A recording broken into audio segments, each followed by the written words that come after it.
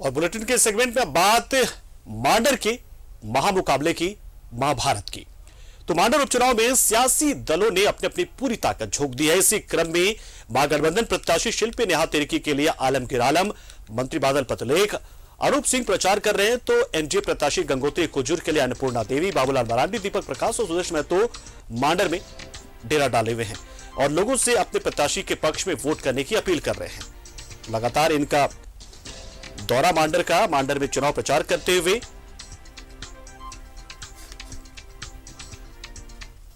और राकेश हमारे सहयोगी इस खबर पर और इस चुनाव से जुड़ी बहुत सारी जानकारी देने के लिए सीधा जुड़ रहे हैं। राकेश का रुख करते। राकेश, फिलहाल आप कहां पर हैं और क्या देख पा रहे हैं? किस तरीके से वहां पर चुनावी सभाएं हो रही है? छोटे छोटे नुक्कड़ सभाएं चल रही है या फिर कुछ बड़ी रैली की भी योजना बना रखी दोनों दलों ने, दोनों पक्षों ने?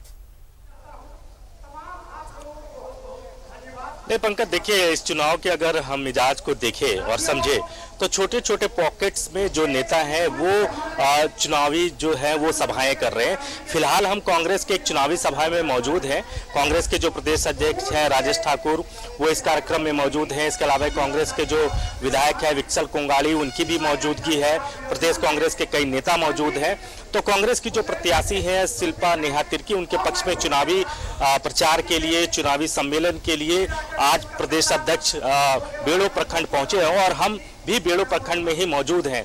तो लगातार नेताओं का जो दौरा है वो मांडर विधानसभा में लग रहा है। अगर आप बीजेपी की बात करें तो आपने देखा होगा कि डे 1 से बाबूलाल मरांडी लगातार यहाँ कैंप किए हुए हैं। इसके अलावा केंद्रीय मंत्री अर्जुन मुंडा भी चुनावी प्रचार कर चुके हैं। अन्नपूर्णा देवी भी लगातार चुनावी प्रचार कर रही हैं।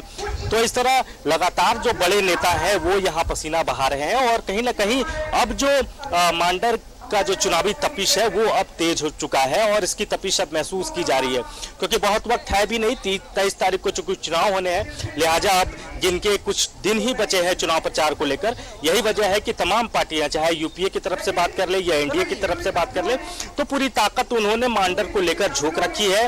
और कहीं ना कहीं एनडीए के लिए एक बड़ी चुनौती होगी क्योंकि पूर्व में जो उपचुनाव हुए, चाहे आप बेरमो की बात कर ले, दुमका की बात कर ले, तो जो चुनाव हुए हैं वहां कहीं ना कहीं बीजेपी को निराशा हाथ लगा।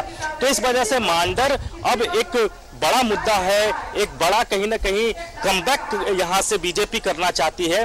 तो इसलिए मांडर को लेकर बीजेपी ने पूरी ताकत झोंक रखी है। राकेश, आज अगर हम बात करें, दोनों पक्षों की बात करें, हालांकि अब तो त्रिशंकु होता नजर आ रहा है देवकुमार धान की वजह से भी, तो आज किन किन खास लोगों की चुनावी सभाएं मांडर क्षेत्र में हो रही, मांडर विधानसभा क्षेत्र में? नहीं, आज कई नेताओं का कार्यक्रम है। अगर आप कांग्रेस के एंड से देखें तो कांग्रेस कोटे के कई मंत्री आलमगीर आलम की सभाएं यहाँ होनी है, बादल पत्रलेख की सभा होनी है, विधायक प्रदीप यादव की सभा होनी है, अनूप सिंह जो कांग्रेस के विधायक है बेरमो से उनका भी कार्यक्रम लगा है, विक्सल कोंगाड़ी है। तो दर्जनों नेता जो है वो मांडर में कैंप कर चुके हैं। अगर आप बीजेपी की बात करें तो अन्नपूर्णा देवी का कार्यक्रम है, प्रदेश अध्यक्ष दीपक प्रकाश का कार्यक्रम है। इसके अलावा जो बीजेपी के जो सहयोगी है, एनडीए की जो सहयोगी आसू प्रमुख सुदेश महतो का भी बेड़ो प्रखंड में कार्यक्रम है। तो तमाम नेता जो है वह पसीना बहा रहे हैं और इंतजार किया जा रहा है 23 तारीख का। और उससे पहले कोशिश यही है तमाम दलों की कि किसी तरीके से वोटरों को अपने पक्ष में किया जाए। और पहले जो लड़ाई जो पहले बीजेपी बनाम कांग्रेस की बताई जा रही थी, तो कहीं ना कहीं देवकुमार धान के एंट्री होने से अब ये लड़ाई त्रिकोणीय नजर आ रही है। देवकुमार धान को आपको भी पता है असुद्दीन ओवैसी का समर्थन मिल चुका है, कल उनका यहाँ कार्यक्रम भी होना है।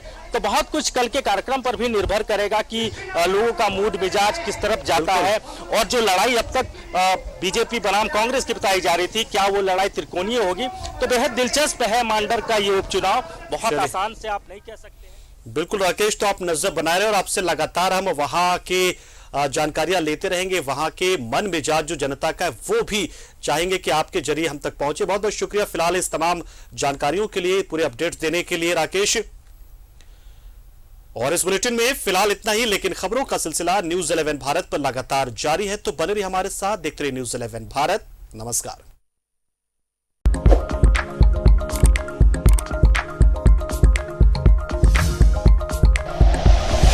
Like and share videos, subscribe करें हमारा चैनल और प्रेस करें बेल आइकॉन। न्यूज़ 11 भारत, सच है तो दिखेगा।